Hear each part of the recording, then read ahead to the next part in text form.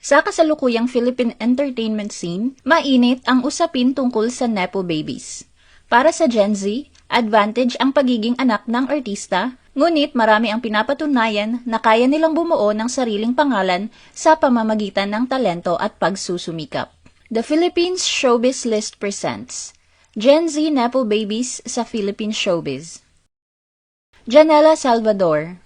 Sa loob ng maraming taon sa showbiz, napatunayan ni Janela Salvador na kahit maituturing siyang Nepo baby, kaya niyang lumabas sa anino ng kanyang pamilya at bumuo ng sariling pangalan. Anak siya ni na Janine Desiderio at Juan Miguel Salvador at pamangkin ni Maha Salvador. Unang nakilala si Janela sa Be Careful With My Heart at kalaunan ay nag-transition mula sa charming teen roles patungo sa mas mature na karakter.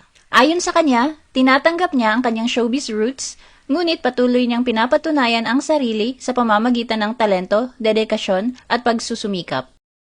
Cassie and Mavi Legaspi.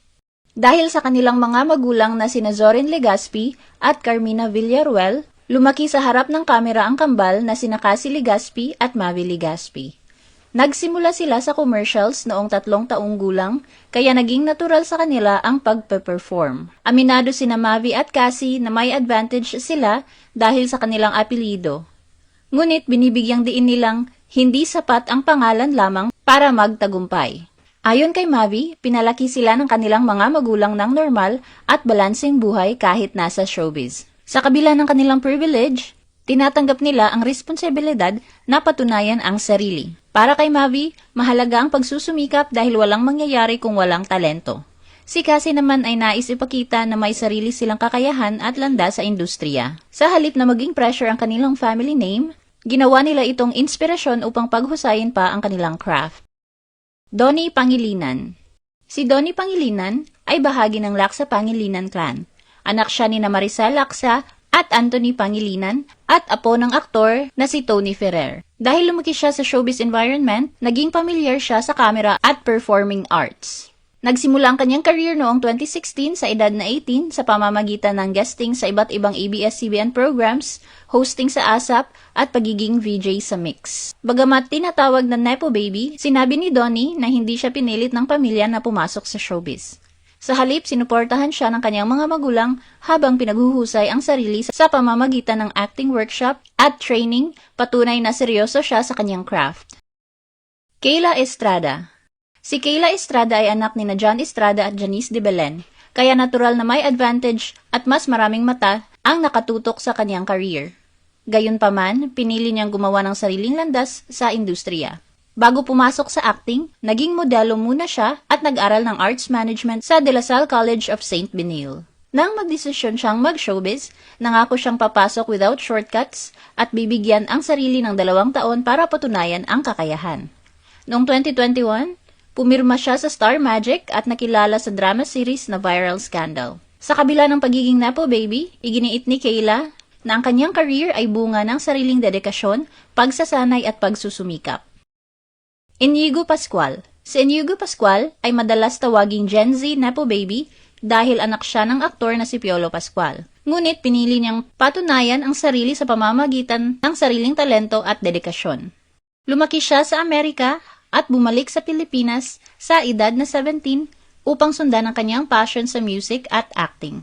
Isa sa kanyang milestone ang pagiging bahagi ng Monarch na nakuha niya sa sariling audition. Kilala rin siya sa kanyang mga OPM songs na nagpapakita ng kanyang versatility bilang artist. Ayon kay Inigo, hindi niya hinahayaan na maging limitasyon ang label na Nepo Baby. Proud siya sa kanyang ama, ngunit nais din niyang sundan ang sariling pangarap at landas sa industriya. Isa sa kanyang aabangang proyekto ang Philippine adaptation ng The Good Doctor. Jada Avansado.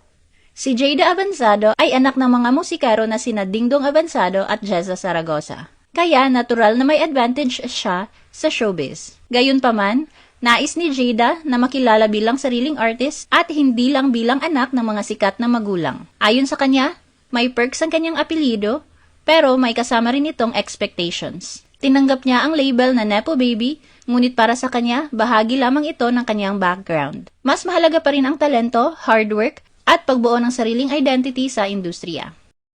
Andre Iliana. Si Andre Iliana ay anak ni Aiko Melendez at Jomery Iliana, ngunit hindi siya agad pumasok sa showbiz. Una siyang nag-focus sa pag-aaral at kumuha ng kursong automobile mechanic bago tuluyang sumabak sa industriya.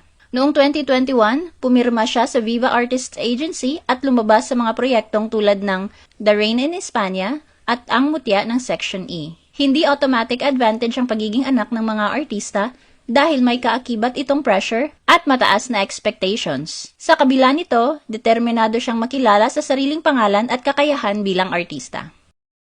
Juliana Gomez. Si Juliana Gomez ay unika iha ni na Richard Gomez at Lucy Torres Gomez. Sa halip na pumasok sa showbiz, pinili niyang mag-focus sa pag-aaral at sports. Nagtapos siya ng cum laude sa University of the Philippines Diliman na may degree sa Public Administration at naging aktibo sa fencing kung saan nanalo siya ng mga international medals. Ayon kay Juliana, ang kanyang tagumpay sa fencing ay bunga ng sariling sipag at determinasyon, hindi lamang ang apelyido ng pamilya. Hindi pa malinaw kung papasok siya sa showbiz, ngunit nabanggit niyang mas gusto niyang magtrabaho sa likod ng kamera kung sakaling pumasok siya sa industriya. Joaquin Arce. Si Joaquin Arce ay anak ng film producer na si Neil Arce at stepson ni Angel Locsin.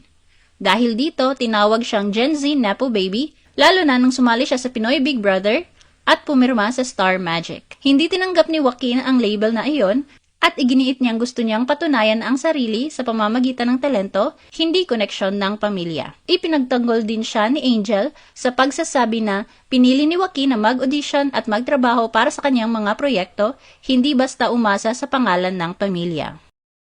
Atasha and Andres Mulak.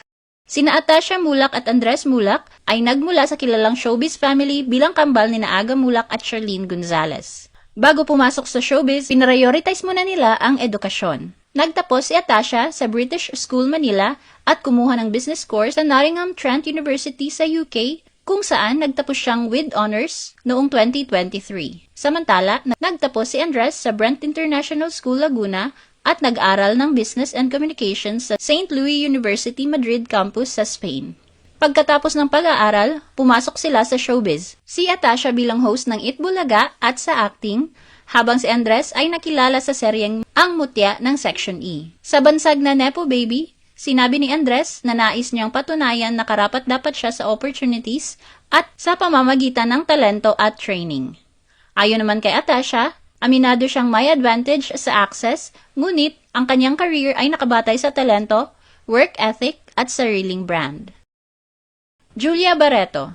Si Julia Barreto ay anak ni na Marjorie Barreto at Dennis Padilla at lumaki sa pamilyang kilala sa showbiz. Nagsimula siyang umarte noong bata pa at kalaunan ay naging lead actress sa mga proyekto ng ABS-CBN at ilang blockbuster films. Tungkol sa bansag na Nepo Baby, sinabi ni Julia na maaring iba-iba ang interpretasyon nito.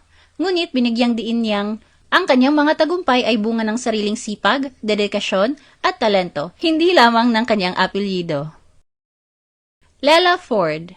Bilang anak ni Carla Estrada at kapatid ni Daniel Padilla, kinwestiyon ng ilang netizens ang mabilis na pagpasok ni Lela Ford sa industriya, lalo na nang maging kapamilya big winner siya sa Pinoy Big Brother. Sa isang panayam, inamin ni Lela na hindi niya itinatanggi ang bansag na Nepo Baby. Gayunman, iginiit niyang hindi ito nangangahulugang wala siyang sariling pagsisikap. Para sa kanya, nagiging negatibo lamang ang label kung umaasa lang sa pangalan ng pamilya at walang sariling effort. Kaya hindi niya hinahayaan na ito ang magdikta o magpahina sa kanyang career. Ano ang masasabi mo sa video na ito? Mag-like o mag-react at huwag mahiyang mag-comment. For our YouTube viewers, huwag kalimutan mag-subscribe at i-hit ang notification button. At para sa aming Facebook viewers, mag-like at follow sa aming Facebook page para updated ka sa mga showbiz chika. Thanks for watching!